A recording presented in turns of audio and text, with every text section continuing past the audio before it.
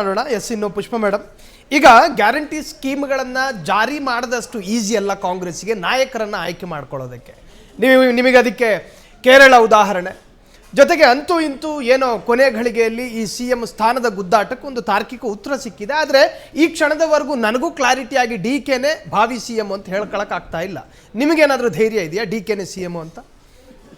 ನೋಡಿ ಸರ್, ಈವರೆಗೂ ನಾವು ನೋಡಿರೋ ಹಾಗೆ ಯಾವತ್ತು DK ಸಾಹೇಬರು ಈಗಲ್ ಟೌನ್ ರೆಸಾರ್ಟಲ್ಲಿ ಕೆಲವೊಂದು ಶಾಸಕರನ್ನ ತಂದು ಇಟ್ಟಾಗ ಅವತ್ತಿನ ದಿವಸ ಏನು ನಮ್ಮ BJP ಅವರು ಅವ್ರನ್ನ IT EDನ ಬಿಟ್ಟು ಅರೆಸ್ಟ್ ಮಾಡಿ ಜೈಲಿಗೆ ಅಟ್ಟಿ ಎಷ್ಟೆಲ್ಲ ಇದು ಕೊಟ್ಟಾಗಲೂ ಕಾಂಗ್ರೆಸ್ ಪಕ್ಷದ ಕಟ್ಟಾಲವಾಗಿ ಆ ಜೈಲಿನಲ್ಲೇ ಅವತ್ತು ಸೋನಿಯಾ ಗಾಂಧಿ ಅವರು ಅವರನ್ನು ರಾಜ್ಯದ ನಾಯಕತ್ವವನ್ನು ಕೊಟ್ಟು KPCC ಅಧ್ಯಕ್ಷರನ್ನ ಮಾಡ್ತಾರೆ. ಅವತ್ತು ಅವರು ಏನು ಒಂದು ನಿರ್ಧಾರವನ್ನು ತಗೊಳ್ತಾರೆ, ನಾನು ಪಕ್ಷನ ಅಧಿಕಾರಕ್ಕೆ ತರ್ತೀನಿ ಅಂತ, ಅವತ್ತಿಂದ ಕೊನೆಗೆ ಸರ್ಕಾರವನ್ನು ಕಾಂಗ್ರೆಸ್ ಸರ್ಕಾರವನ್ನು ಅಧಿಕಾರಕ್ಕೆ ತರೋವರೆಗೂ ನಿರಂತರವಾಗಿ ಶ್ರಮ ಪಡ್ತಾರೆ, ಸಂಘಟನೆಯನ್ನು ಮಾಡ್ತಾರೆ. ಬಿಕಾಸ್ ನಾನು ಅವರ ಒಂದು KPCC ಕಮಿಟಿಯಲ್ಲಿ ಕೆಲಸ ಮಾಡ್ತಿದ್ರಿಂದ ನಾನು ನೋಡಿದ್ದೀನಿ. ಹಗಲು ಇರುಳು ಅಂತ ಅವ್ರು ಏನು ಹೇಳ್ತಾರೆ ಅದು 100ಕ್ಕೆ 100ರಷ್ಟು ನಿಜ.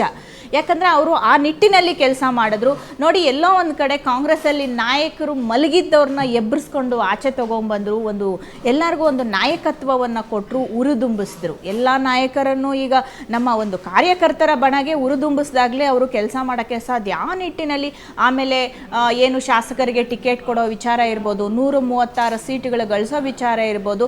ಆಗ ನೋಡೋಕ್ಕೋದ್ರೆ ಸಿದ್ದರಾಮಯ್ಯ ಅವರ ಸಾಹೇಬರ ವರ್ಚಸ್ಸು ಇದೆ, ಹಾಗೆ DK ಶಿವಕುಮಾರ್ ಅವರ ಎಚ್ಚರಿಕೆಯ ಮತ್ತು ಸ್ಟ್ರಾಟಜಿ ಮಾಡಿ ಒಂದು MLA ಟಿಕೆಟ್ಗಳನ್ನ ಕೊಟ್ಟು ಪಕ್ಷ ಸಂಘಟನೆ ಮಾಡಿದ್ದು ಅಷ್ಟೇ ಒಂದಿದೆ.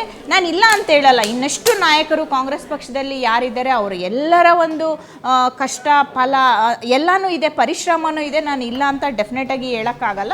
ಬಟ್ DK ಸಾಹೇಬರು ಏನು ಅವತ್ತಿಂದನೂ ಒಂದು CM ಕುರ್ಚಿಗೆ ತಳಕು ಹಾಕ್ಕೊಳ್ತಾ ಬಂತು, ಬಿಟ್ವೀನ್ CM ಆ್ಯಂಡ್ DCM ಅಂತ ಏನು ಮಾಧ್ಯಮಗಳು ಹೇಳ್ತು, ಜನಗಳು ಹೇಳಿದ್ರು, ವಿರೋಧ ಪಕ್ಷಗಳು ಹೇಳ್ತು, ಆ ನಿಟ್ಟಿನಲ್ಲಿ ನಾನು ಸಹ ಐ ಅಗ್ರಿ ಮುಂದೆ ಅವರು CM ಆಗ್ಬೋದು ಅಂತ ಸರ್. ಎಸ್, ಪದಗ್ರಹಣೆಗೆ ವೇದಿಕೆ ರೆಡಿ ಆಗ್ತಾ ಇದೆ. ನಾಳೆ ದಿನ ಅವರಿಗೆ ಪಟ್ಟಾಭಿಷೇಕ ಆಗಬಹುದು ಅನ್ನೋ ಒಂದು ತೆಳುವಾದ ಭರವಸೆ ನಿಮ್ಮಲ್ಲಿದೆ? ಇದೆ ಸರ್. ಎಸ್, ಇನ್ನು ಗೋವಿಂದರಾಜು ಸರ್, ನಾನು ನಿಮ್ಮ ಜೊತೆ ಅದೇ ಪ್ರಶ್ನೆಯನ್ನು ಕೇಳ್ತಾ ಇದ್ದೀನಿ. ಏನಂದರೆ, ಒಕ್ಕಲಿಗ ಸಮುದಾಯಕ್ಕೆ ಸರ್ ಆರ್ ಅಶೋಕ್ ರೂಪದಲ್ಲಿ ಬಂದರೂ ಸಾಕು ಒಬ್ಬ ನಾಯಕ, HD ಕುಮಾರಸ್ವಾಮಿ ರೂಪದಲ್ಲೂ ಬಂದರೂ ಸಾಕು ಒಬ್ಬ ನಾಯಕ, DK ಶಿವಕುಮಾರ್ ಅವರ ರೂಪದಲ್ಲೂ ಬಂದರೂ ಸಾಕು ಒಬ್ಬ ನಾಯಕ. ಸೊ 2028ಕ್ಕೆ ಅಟ್ಲೀಸ್ಟ್ ಅಲಯನ್ಸ್ ಗೌರ್ಮೆಂಟ್ ರೂಲ್ ಮಾಡುತ್ತೆ ಅಂತ ಎಲ್ಲೋ ಒಂದು ಕಡೆ ಒಂದು ಸಣ್ಣ ಭರವಸೆ ಇತ್ತು, ಅದಕ್ಕೂ ಬೆಂಕಿ ಬಿತ್ತು. ಕಾರಣ DK ಎನ್ನುವಂಥ ಒಕ್ಕಲಿಗ ನಾಯಕ. ಇಲ್ಲ, ಈಗ ನೋಡಿ, ಈ ಒಂದು ಕಳೆದ 3 ವರ್ಷದ ಕಾಂಗ್ರೆಸ್ಸಿನ ಆಡಳಿತ ಅಂತ ಹೇಳ್ಬಿಟ್ಟು ಜನರು ಕೂಡ ಒಂದು ಕಡೆ ಎಲ್ಲೋ ಒಂದು ಕಡೆ ರೋಸಿ ಹೋಗಿದ್ದಾರೆ.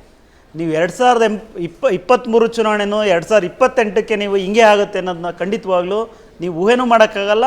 ಇವತ್ತು ಚುನಾವಣೆ ನಡೆದ್ರು, ಇವತ್ತೇನು ನಾವು ಅಲಯನ್ಸಲ್ಲಿ ಇವತ್ತು ಮೈತ್ರಿ ಪಕ್ಷವಾಗಿ JDS ಮತ್ತು BJP ಇದ್ದೀವಲ್ಲ, ನೀವು ಭವಿಷ್ಯ ಈಗ ಹೆಂಗೆ ನಾವು ಬಿಹಾರದಲ್ಲಿ ನೋಡಿರ್ಬೋದು, ಪಶ್ಚಿಮ ಬಂಗಾಳ ನೋಡ್ಬೋದು, ಆ ರೀತಿಯಾದ ಒಂದು ರಿಸಲ್ಟ್ ಈ ಕರ್ನಾಟಕದ ಜನತೆ ಖಂಡಿತವಾಗ್ಲೂ ಕೊಡ್ತಾರೆ. ಯಾಕೆಂದರೆ ಇವತ್ತು ಕಾಂಗ್ರೆಸ್ಸಿನ ಆಡಳಿತದಲ್ಲಿ ಏನೆಲ್ಲ ಒಂದು ಬೇಸರ ತರೋಂಥ ಕೆಲಸಗಳು ನಡೆದಿದ್ದಾವೆ, ಬಹುಶಃ ಮತ್ತೆ ಅದಕ್ಕೆ ಅವಕಾಶ ಕೊಡಬಾರ್ದು, ಜನನೇ ತೀರ್ಮಾನ ಮಾಡಿ. Sir, ಇನ್ನೇನಾಗಬೇಕು sir? ಸರ್, ಈಗ ಕೋಮು ಗಲಭೆ ಅನ್ನೋದಕ್ಕಿಂತ ಹೆಚ್ಚಿನದಾಗಿ ಯಾವುದೇ ಒಂದು ಅಭಿವೃದ್ಧಿ ಆಗಲಿಲ್ಲ. ಇವರು ಇಬ್ಬರ ಒಂದು ಜಟಾಪಟಿನೇ ಮಾಡ್ಕೊಂಡು ಕೂತಿದ್ದಾರೆ. ಇವತ್ತು ಇನ್ನ ಮುಂದೆ ಯಾವ ರೀತಿ ಜಟಾಪಟಿ ರಾಜ್ಯಾಧ್ಯಕ್ಷರ ಸ್ಥಾನಕ್ಕೆ ಏರದಿಂದಲೂ ಈ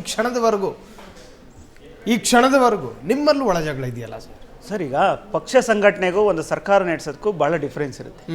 ಈಗ ಪಕ್ಷದ ಕಾರ್ಯಕರ್ತರು ಕೂಡ ಸಾಕಷ್ಟು ವರ್ಷಗಳಿಂದ ಕೆಲಸ ಮಾಡ್ತಾ ಇದ್ದಾರೆ, ಪಕ್ಷ ಅಧಿಕಾರಕ್ಕೆ ಬರಬೇಕು. ಆಮೇಲೆ ಭಾರತೀಯ ಜನತಾ ಪಾರ್ಟಿ ಎಲ್ಲ ನಾಳಿಕೆ ಅಧಿಕಾರಕ್ಕೆ ಬರಬೇಕು ಅಂತ ಮಾಡಿದ್ದಂತಲ್ಲ ಸರ್. ಈ ದೇಶದಲ್ಲಿ ಒಂದು ಉತ್ತಮವಾದ ಒಂದು ಆಡಳಿತ ಕೊಡಬೇಕು, ಪ್ರತಿಯೊಬ್ಬ ಆ ಕಾರ್ಯಕರ್ತನು ಈ ದೇಶಕ್ಕೋಸ್ಕರ ಕೆಲಸ ಮಾಡಬೇಕು ಅಂತ ಭಾವನೆ ಇಟ್ಕೊಂಡು ಭಾರತೀಯ ಜನತಾ ಪಾರ್ಟಿ ಸೇರ್ಕೊಂಡು ಸುಮಾರು 40-50 ವರ್ಷಗಳ ಕಾಲ ಅವ್ರ ಮನೇಲಿ ಕೆಲಸ ಮಾಡಿಲ್ಲ, ಅಷ್ಟೊಂದು ಕೆಲಸ ಮಾಡ್ಕೊಂಡು ಪಾರ್ಟಿಯನ್ನು ಕಟ್ಕೊಂಡು ಬಂದಿದ್ದಾರೆ. ಆದರೆ ಒಂದು ವಿಶ್ವಾಸ ಇದೆ, ಮತ್ತೆ ಭಾರತೀಯ ಜನತಾ ಪಾರ್ಟಿ 2028ಕ್ಕೆ ಕರ್ನಾಟಕದಲ್ಲಿ ಅಧಿಕಾರಕ್ಕೆ ಬಂದೇ ಬರುತ್ತೆ, ಈ ರಾಜ್ಯದ ಜನತೆ ಆಶೀರ್ವಾದದಿಂದ ಅಂತ ಒಂದು ಬಲವಾದ ನಂಬಿಕೆಯಿಂದ ನಾವು ಕೆಲಸ ಮಾಡ್ತಾ ಇದ್ದೀವಿ. ಯಾಕೆಂದರೆ ಈ ಸರ್ಕಾರ ಬಂದಾಗಲಿಂದ ಯಾವ ದುರಾಡಳಿತಗಳು ಮಾಡಿದೆಯಲ್ವಾ, ಜನರಿಗೆ ಹೇಳೋಂಥ ಕೆಲಸ ಮಾಡ್ತಾ ಇದ್ದೀವಿ.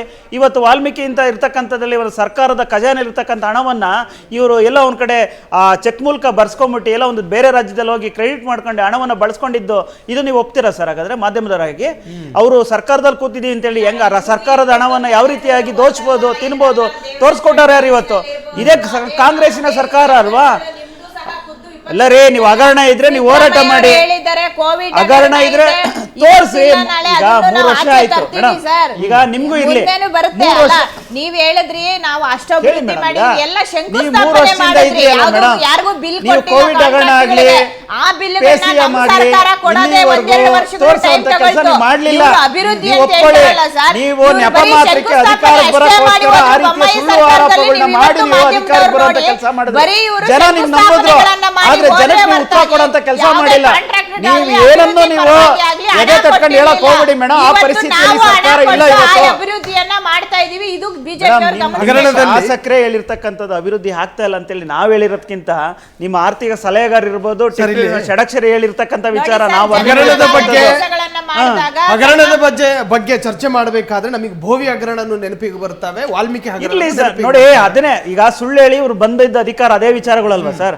ಈ ಕಳೆದ 3 ವರ್ಷದಲ್ಲಿ ಯಾವ್ದಕ್ಕಾದ್ರೂ ಒಂದು ಈ ತರ ಹಗರಣ ನಡೆದಿತ್ತು ಅಂತ ಹೇಳ್ಬಿಟ್ಟು ಯಾವ್ದೊಂದು ಜನತೆ ಮುಂದೆ ಇಟ್ಬಿಟ್ಟು ಇದು ಪ್ರೂವ್ ಆಗಿದೆ ಅಂತ ಯಾವ್ದನ್ನ ಮಾಡಿದ್ರ? ಸಮಯ ಯಾವ್ದು ಬರುತ್ತೆ. ಮಾಡ್ಲೇ ಇಲ್ಲ ಅಲ್ವಾ? ಹಗರಣಗಳು ಅದು ಎರಡೂ ಬಿಟ್ಟು ಇವ್ರು ಪಕ್ಷದಲ್ಲಿ ಉದ್ದೇಶ ಇದ್ದೇನೋ ಅಧಿಕಾರಕ್ಕೆ ಬರೋಕ್ಕೋಸ್ಕರ ಈ